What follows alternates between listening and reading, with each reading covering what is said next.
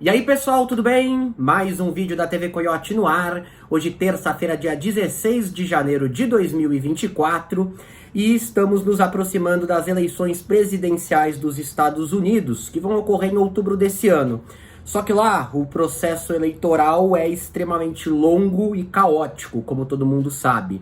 Então, já começou, né? A gente está tendo agora o momento das prévias, em que os eleitores do Partido Democrata decidem quem eles querem que seja o candidato do Partido Democrata, e os eleitores do Republicano decidem quem eles querem que seja o candidato do Partido Republicano. E o resultado das prévias esse ano, como na maioria das eleições, ele é bastante previsível. Os democratas devem escolher o Joe Biden. No caso do Joe Biden, na verdade, o processo de prévias nem envolve uma escolha, porque ele já é presidente e é um natural candidato à reeleição. Você muitas vezes dispensa esse trabalho todo quando o sujeito pode concorrer a mais um mandato seguido. No caso do Partido Republicano, Donald Trump será o grande nome, certo? Então a gente não tem praticamente nenhuma dúvida de que Trump vai conseguir alçar essa vitória. A única questão que pode ser prejudicial para o Trump, que pode impedir que ele consiga se aproximar novamente da cadeira de presidente, são alguns processos na justiça. Bom, e ontem, segunda-feira, dia 15, o primeiro estado realizou o seu processo de prévias do Partido Republicano, Iowa, né? Vamos lá escolher. A gente quer que seja o Trump candidato, o Ron DeSantis, né, que é um dos mais bem cotados, ou a Nikki Haley. Bom, olha, gente, em cada estado as prévias funcionam de um jeitinho diferente, tá? Varia bastante. Tem estado, por exemplo, em que só os eleitores que são registrados como republicanos podem votar nas prévias do Partido Republicano. Outros em que todo mundo pode votar, desde que não seja afiliado ao partido político rival. Outros em que qualquer um pode votar, mesmo sendo filiado ao partido político rival. Um democrata pode ir votar na prévia do Partido Republicano e escolher ali um candidato que ele acha que tem menor potencial de vitória no caso. É uma possibilidade em alguns locais lá nos Estados Unidos. No Iowa, a regra é basicamente a seguinte: você precisa ser registrado como republicano para votar nas prévias do Partido Republicano. Mas você pode fazer esse registro na hora. Pode ter feito ontem mesmo. E aí você fica liberado para votar. Na prática, qualquer um fica liberado, né? A pessoa ela pode não querer ali fazer a ficha de filiação por uma questão pessoal, mas na prática fica meio livre. E no Iowa a gente tem um processo de prévias que é diferente também, porque lá existe a modalidade de caucus, certo? O que são os caucus? São reuniões organizadas pelos partidos políticos, em geral em ginásios, igrejas, escolas, centros comunitários, locais fechados, mas de convivência pública e coletiva, com um horário marcado, em que você tem um representante de cada um dos candidatos nas prévias. Esse representante fica defendendo a campanha. Então lá no Iowa agora, a população do Iowa vai se reunindo nesses locais públicos. Em cada um deles você vai ter um representante do Trump, outro do Ron DeSantis, outro da Nikki Haley. E aí eles falam, tem que votar no Trump por causa disso e não sei o quê. E de uma vez, todos votam. Acaba a explanação pública, todos que estão neste local vão lá e dão um papelzinho com o seu voto escrito. Algo bem diferente. Talvez possa parecer até um pouco atrasado para bastante gente. E no caso do Iowa, esse voto é secreto, porque tem estado em que o caucus não é secreto também. Isso é uma outra coisa, certo? Para vocês verem a confusão, para não usar outra palavra, que é a coisa lá toda, não só no processo eleitoral normal, mas como nas prévias. Bom, o Iowa, então, foi fazer o seu caucus. E o resultado lá é bastante importante. O Iowa é um estado minúsculo, muito pequeno. A população não representa nada, praticamente. Tem a população do estado de Alagoas, por exemplo, certo? Dos 2.000 delegados que vão definir o candidato do Partido Republicano no meio do ano, só 40 estão no Iowa. Então não importa, na prática mesmo, ganhar lá. Pro resultado final não tem diferença. Até porque lá, dando mais uma coisa que diferencia, não é assim, ganhou, leva todos os delegados. Não, lá não. No Iowa você ganha e você leva um número proporcional de delegados. Também tem essa diferença, certo? Os vencedores no Iowa em 1980, 2008, 2012 e 2016 do Partido Republicano não conseguiram sair vitoriosos nas prévias. O Trump, em 2016, perdeu nas prévias lá, né? Mas depois conseguiu passar nos outros estados, certo? Tem um comparecimento, inclusive, muito baixo. 15% dos eleitores do Iowa vão votar, até porque é um caucus. Tem essa coisa do horário marcado, de você ir lá, participar da discussão, escutar lá os representantes falando, né? Só que tem uma questão. O Iowa é o primeiro. E isso foi fazendo, com o passar das décadas, com que se tornasse extremamente importante. Tá? Ele tem um peso simbólico muito grande que pode impulsionar ou derrubar candidaturas. A partir do momento em que um candidato surpreende positivamente no Iowa, isso passa a ser coberto pela mídia, isso passa a ser observado pelos eleitores dos demais estados, e essa candidatura ela pode se fortalecer, né?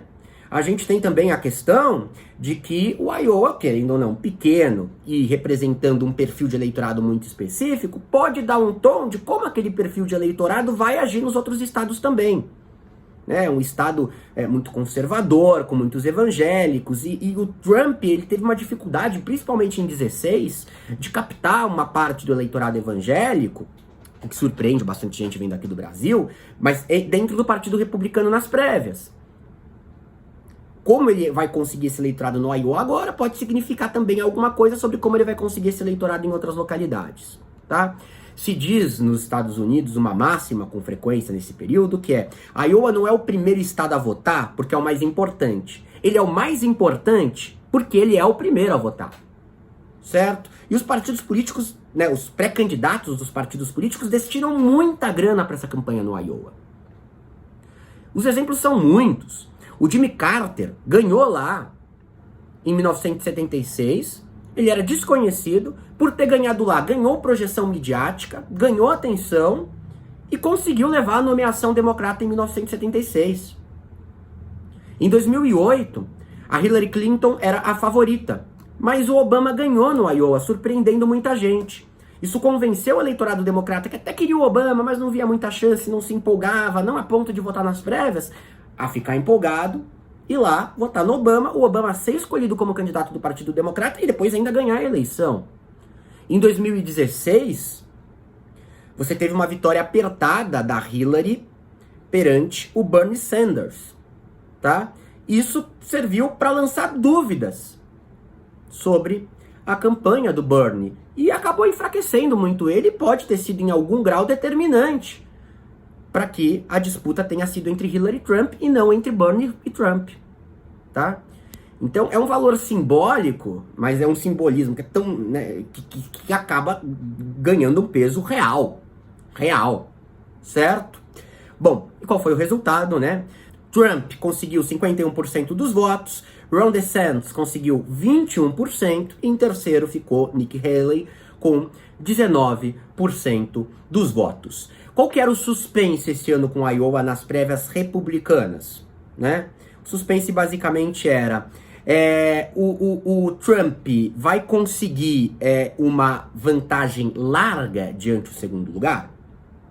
Porque não se sabia, podia ser que essa vantagem fosse muito pequena. Segundo suspense, quem vai estar no segundo lugar? Se a Nikki Haley passasse o Ron DeSantis, isso poderia turbinar a candidatura dela, num ponto até em que ela poderia surpreender nas prévias e até passar o Donald Trump, coisa que pouca gente acha que o Ron DeSantis vai conseguir. No final, gente, Trump conseguiu uma vantagem do segundo lugar considerável, teve 30% dos votos a mais, 51 contra 21, tá? Se fortaleceu. O Ron DeSantis ficou acima da Nikki Haley, então deu uma tranquilidade para ele, porque algumas pesquisas indicavam o risco de que ele ficasse em terceiro lugar, né? E aí a coisa não fugiu muito do que era previsto nesse caso, tá? Foi a melhor performance que o Trump teve no Iowa, né, nas prévias republicanas do estado, desde o George Bush, né? Superou, na verdade, o George Bush em 2000, certo? Ele conseguiu conquistar mais da metade dos votos dos republicanos. Isso cria um clima que enfraquece os demais candidatos e coloca o Trump mais ainda, ele já era o franco favorito no Partido Republicano como nas prévias, mas mais ainda como franco favorito, tá? É uma sinalização de que ele conseguiu conquistar um eleitorado republicano evangélico conservador, como eu disse, que ele teve dificuldade de cativar em 2016, uma parcela desse eleitorado. E esse engajamento ele pode ser importante não só nas prévias, mas pode ser um sinal também de alerta até para o próprio Partido Democrata nas eleições de verdade, em que você podia tendo esse eleitorado mais empolgado, pode fazer com que haja um comparecimento maior às urnas, pode fazer com que esse eleitorado também, em alguns casos até poderia pender para o Partido Democrata, porque ele é um republicano tradicional, mas não gostava do Trump, pode ser que esteja ocorrendo ali alguma aproximação, fica aí um sinalzinho de alerta para os demais republicanos, mas eu acho que também para o Partido Democrata. E criou uma consequência direta e rápida, que é agora, no dia seguinte, né, a candidatura que estava em quarto lugar, né, do Ramaswamy, desistir, sendo que os votos dele, eles tendem a migrar para o Trump. Ele declarou apoio ao Trump, isso ainda fortalece ainda mais o nome, tá? Então é um sinal de como pode pensar um extrato da população, mas muito mais do que isso, tem o efeito simbólico de fortalecer o Trump nessa disputa, certo? E qual que é a conclusão, então? A conclusão, gente, é que é quase impossível o Trump perder as prévias e ele tá cada vez mais perto de voltar à presidência dos Estados Unidos, tá? As pesquisas de opinião, elas vêm indicando muitos problemas para o Joe Biden. O Joe Biden é visto pelo eleitorado em grande medida como um candidato frágil. Frágil no sentido de saúde, frágil no sentido de habilidade política, frágil em todos os sentidos. Isso vem criando um grande desgaste. Vem criando um desgaste gigantesco. Bom, qual que é, talvez, o grande problema que o Trump pode ter ainda? Olha, você pode colocar dois. Um é um fato novo desconhecido, né? Um fato novo desconhecido. Isso vale como uma coisa que pode virar o jogo em qualquer campanha eleitoral do mundo, quando a gente está falando com meses de antecedência. Os eleitores vão às urnas lá no comecinho do mês de novembro. Em 10 meses, milhões de coisas podem acontecer que mudem o jogo. Muito pouca coisa indica que vai acontecer alguma coisa, mas pode acontecer. E o segundo ponto, aí mais factível, é a questão da justiça, né? Que é aquela possibilidade do Trump ser impedido de concorrer à presidência por uma decisão da Suprema Corte, tá? A gente teve aquela decisão da Suprema Corte do Estado do Colorado, que foi tomada algumas semanas atrás, em que a Suprema Corte do Colorado retirou o Trump das primárias do Partido Republicano por lá, se utilizando da 14ª emenda da Constituição. A 14ª emenda da Constituição, ela diz isso, basicamente, tá? Nenhuma pessoa poderá ocupar qualquer cargo civil ou militar nos Estados Unidos, ou sob qualquer estado, se tiver se envolvido, né? Caso tenha se envolvido em uma insurreição ou rebelião contra o Estado. E existem as acusações que estão muito adiantadas, né, do envolvimento do Trump na invasão do Capitólio no dia 6 de janeiro de 2022, ou 2021, de 2021. E aí, essas acusações, na visão da Suprema Corte do Colorado, na minha também, o Trump ficaria enquadrado nesse artigo e não poderia ser candidato à presidência. Acontece, gente, que primeiro, só a Suprema Corte, como eu falei em outro vídeo, só a Suprema Corte de estados com um eleitorado majoritariamente democrata, que também, além de votar num presidente democrata, votam em governadores democratas, que indicam integrantes democratas para as Supremas Cortes desses estados, vão ter um entendimento igual ao do Colorado. E aí, tá, o Trump não concorre nas prévias, mas ele já não vai levar os delegados do Colorado e desses estados. Já não vai levar. Do que adianta? Não bastando, isso nem interessa,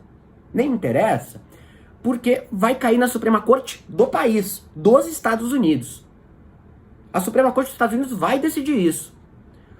É legítima a posição da Suprema Corte do Colorado, da Geórgia, de outros estados que podem ter uma análise igual, e vai fazer uma solução geral.